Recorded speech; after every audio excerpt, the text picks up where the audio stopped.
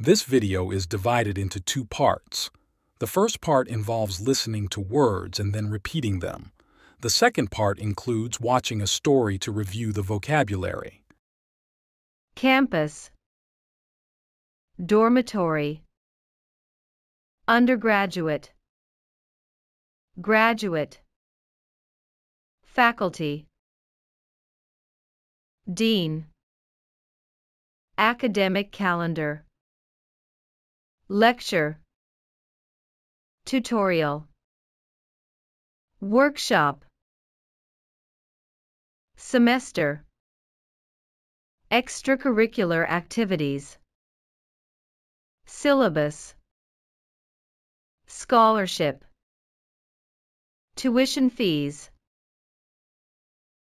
credit, elective, compulsory course, mandatory course, registrar, enrollment, alumni, fresher, graduation, matriculation, plagiarism, curriculum, department, major, minor.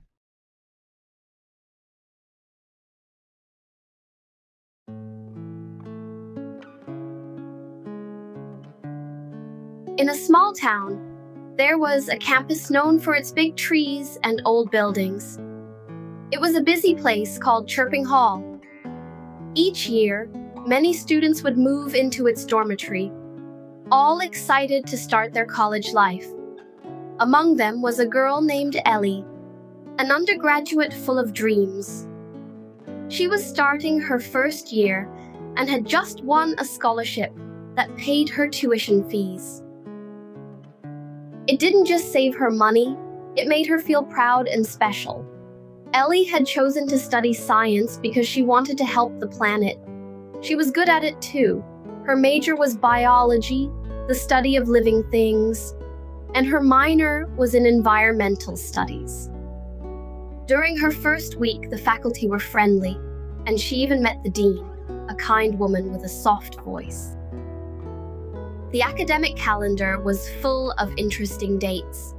The first semester promised Ellie both learning and fun.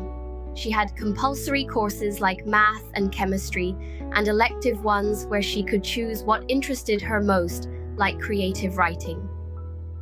One day, she saw a notice about a workshop for plants. It was part of the extracurricular activities the college offered. Ellie was thrilled. She loved plants and wanted to learn more about them. The workshop would also help with her studies, just like the tutorials did. Tutorials were small classes where she could ask questions. At the start of the semester, the student union held a big welcome party for freshers like Ellie. Everyone was talking about it. They said the student union helped plan fun things to do throughout the year. Ellie felt grown up and responsible. She had enrolled all by herself and had even started to think about an internship for the summer. She would be the first in her family with a bachelor's degree and maybe even a master's or a PhD one day. As the days went by, Ellie made many friends. They studied together, ate together, and even joined some of the same clubs. There was a gardening club, a book club, and even a club for people who liked birds. But there was an old story that fascinated Ellie the most. It was about the founder of Chirping Hall, a woman so smart people said she could talk to birds. They said she had hidden a secret somewhere on campus. A secret that could only be found by someone who truly understood her love for nature.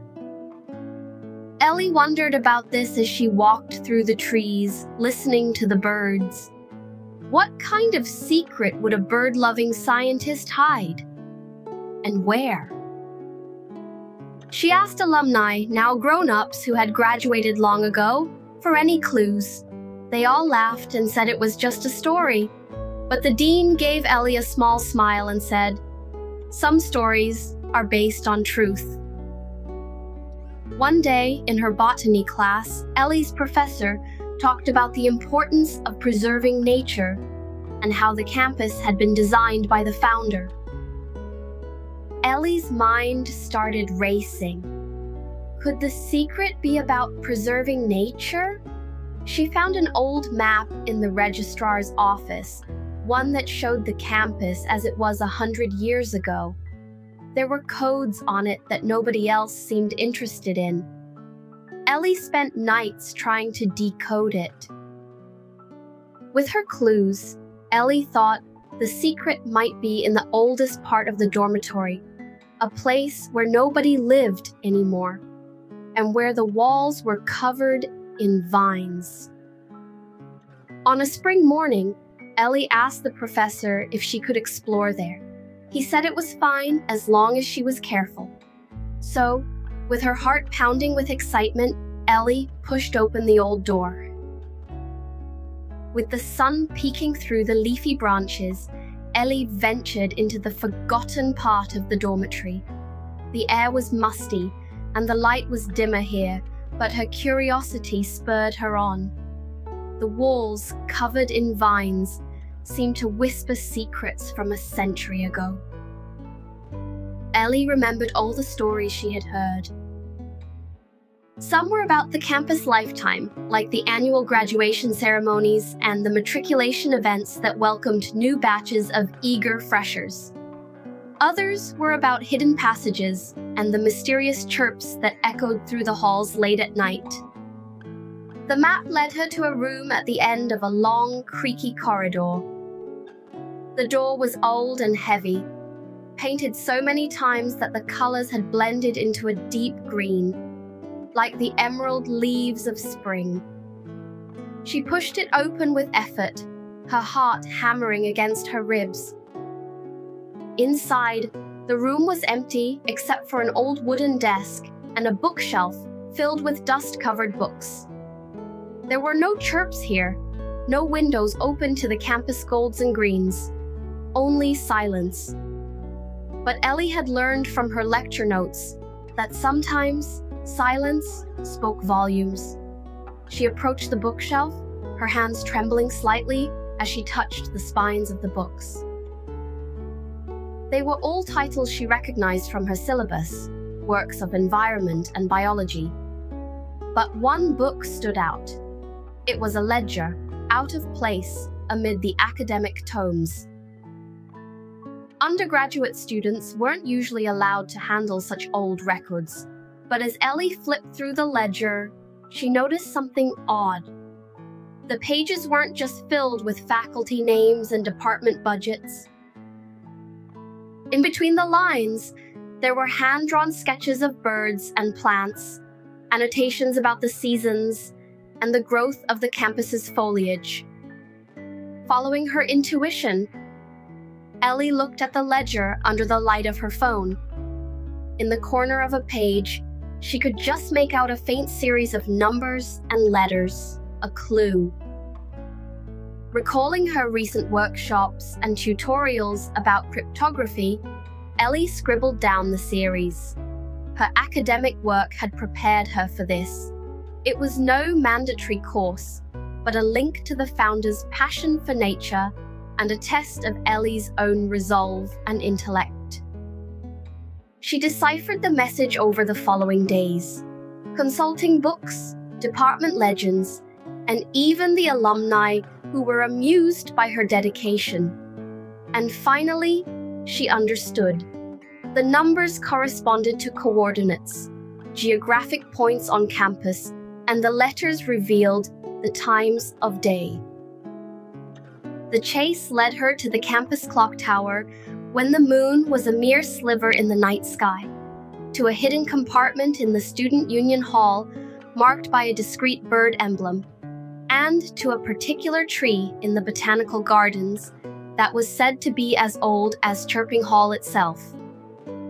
At each location, Ellie found a puzzle piece that connected to the next.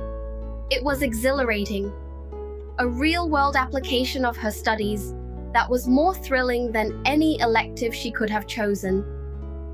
Then, Following her final examination of the semester, Ellie knew it was time.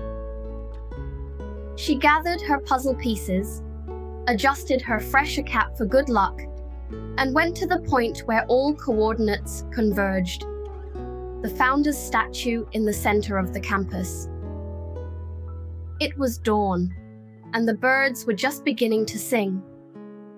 The statue's base had always seemed solid, but now Ellie noticed the faint outline of a compartment. She pressed the pieces into position, and the compartment sprang open directly beneath the plaque celebrating the matriculation of Chirping Hall's first ever class.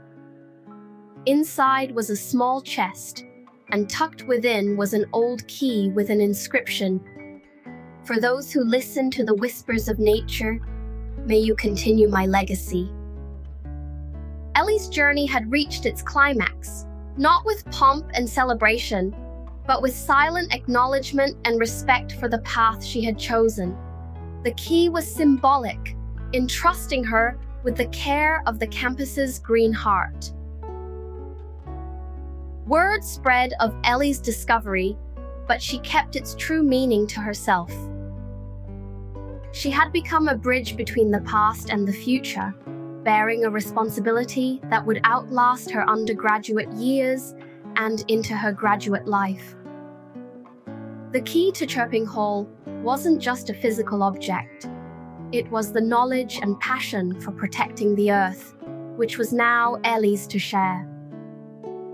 And as Ellie moved toward her future, whatever degrees she might pursue or internships she might undertake, she knew she carried with her the spirit of Chirping Hall, a spirit of inquiry, respect, and a whispering bond with nature that would never be lost.